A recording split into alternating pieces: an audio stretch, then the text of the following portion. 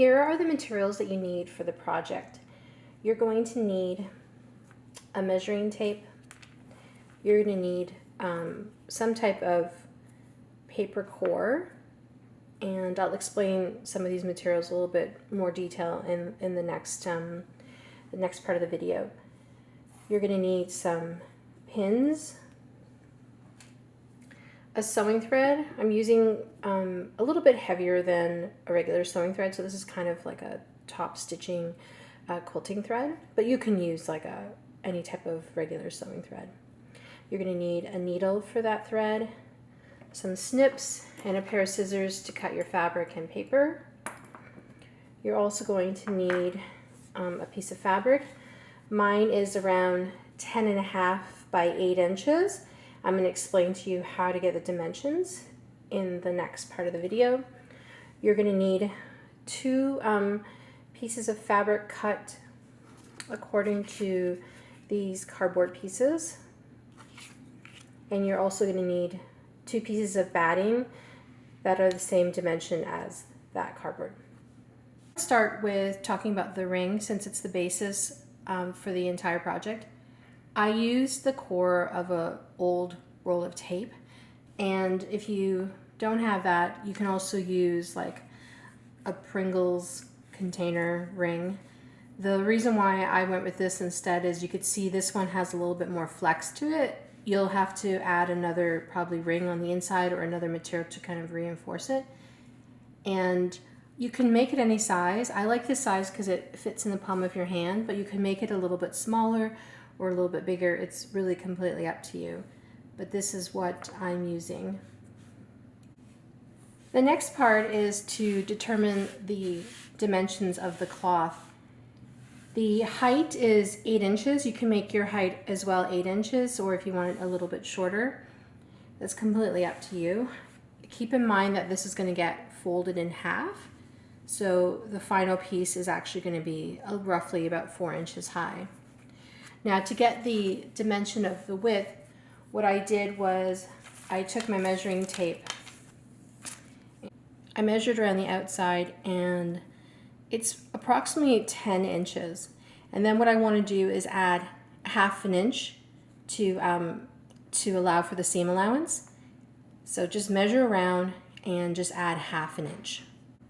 To get the dimension of this cardboard, I use just like a cereal box. That's a really good weight of cardboard. All you do is place the ring on top like this, and then just trace the inside,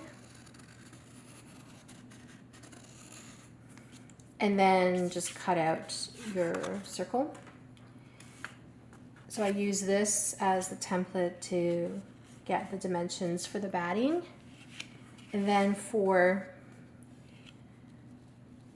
the outside fabric, I wanted to also mention the weight of the fabric that I'm using is kind of like a quilting weight. You don't want to use anything too heavy, because this section is actually going to go inside the ring, and if the fabric is too thick, you might have trouble with that. So I would stick to kind of like a quilting weight. So I place the template on top of the fabric on the back side, and then I just traced it and add a little bit, like I would say 1/2 inch or so. You can go a little bit smaller if you want. I probably might trim this a little bit more. And essentially what you're going to do when you first start is kind of like when you're making a yo-yo. So I'll show you how that works first. So I would start by creating this part of the piece, and then we're going to attach it together. I start with adding thread to my needle, and I didn't knot the end. I'm going to do kind of like a cinching thing. You want to create a running stitch going around.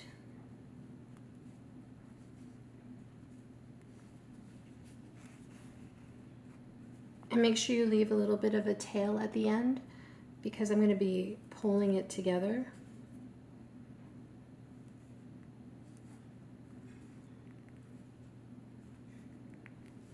And I like to work on the good side, just so I could see where I'm going. As you get close to the end, you want to end up with the thread on the top, just like the way this one is. Pull out the needle, and what I would do is make sure they're kind of both the same length. Like this is a little bit long, so I'm going to trim that a little bit. Just it'll make it easier to tie a knot. I turned it over so that the back side is facing up. I place first the batting, and you want it to be, you know, in the middle, and then place the cardboard on top, right on top there. And then what I'm going to do now is pull the two strings so it kind of creates this cinching, and then I'm going to tie a knot just to make it nice and tight, and then do a second knot. I usually try to stick my finger on top so that it doesn't undo, and it's finished. And then you could trim off any of the extra fabric.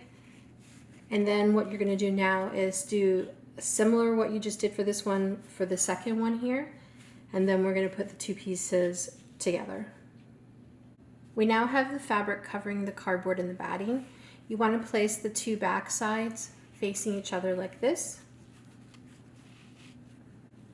We want this to be one piece. I'm going to sew along the edge here to attach the two pieces together. I'm going to create kind of like a ladder stitch. So I'm coming up from that edge there, and then I'm going to go down and go through the seam. And then do that on the other side.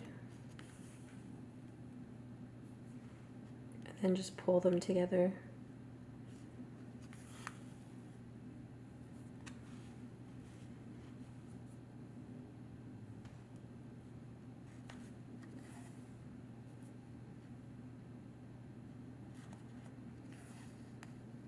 And just rotate it as you go. If you want, you can pin the two pieces together, but I think just holding it in place is fine. It shouldn't shift too much.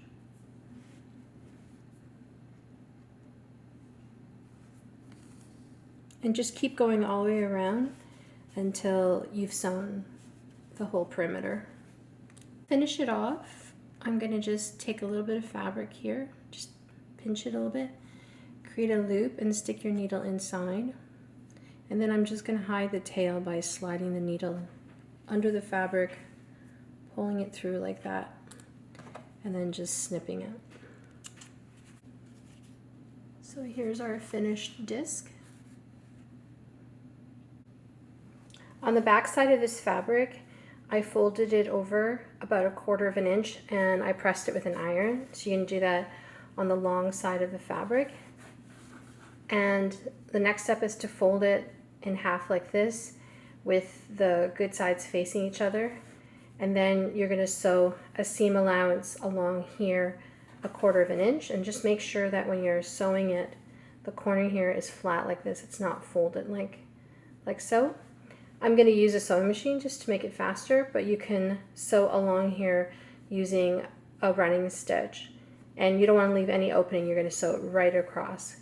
And after you do that, you're going to press the seams flat. I've sewn 1/4 inch seam allowance, and then I pressed it flat, and I made sure to press these again because once you sew it, sometimes it straightens out. Then what you do is you take the ring and you place the fabric on the inside like this, and you fold the good sides out over the ring.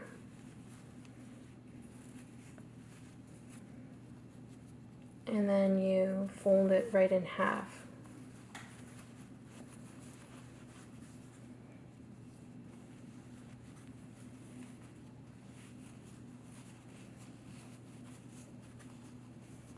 And just pull it all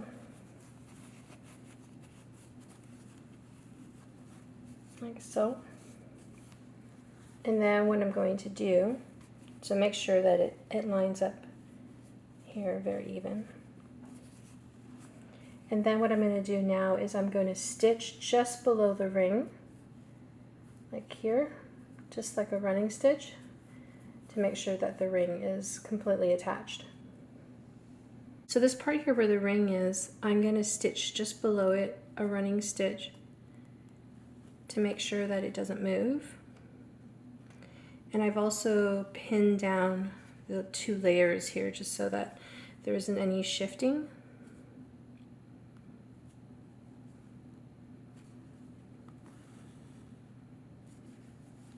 And you want to pull the fabric down so that it's tight. So just go all the way around until it's all kind of sewn together up here. The ring is now sewn into the fabric, and the last step is to sew the disc here onto the bottom. So I'm going to place this inside.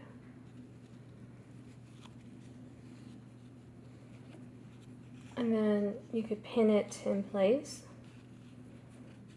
And I will use a whip stitch just to kind of stitch it around. One thing you want to keep in mind is that because we took, this is the dimensions inside of the ring, the outside fabric is going to be a little bit bigger. So as you're sewing, you might want to kind of push it a little bit and gather the fabric. That way you don't have any gaping holes or anything like that. I'm going to do that now, and then the piece is finished, and I'll show you how we're going to use it. And just pin it to the edge to hold it while I'm sewing. I wanted to show you the progress of the edge here, and as I was sewing, I was pulling it a little bit where it was a little looser, and as I'm getting closer to the end, it's quite smooth now. I wanted to remind you as you're sewing all the way around that you make sure that your needle goes through the 2 pieces of fabric on the outside. So I'm just going to pull this needle out. So as you do your whip stitch, just make sure the needle goes through the 2 outside layers.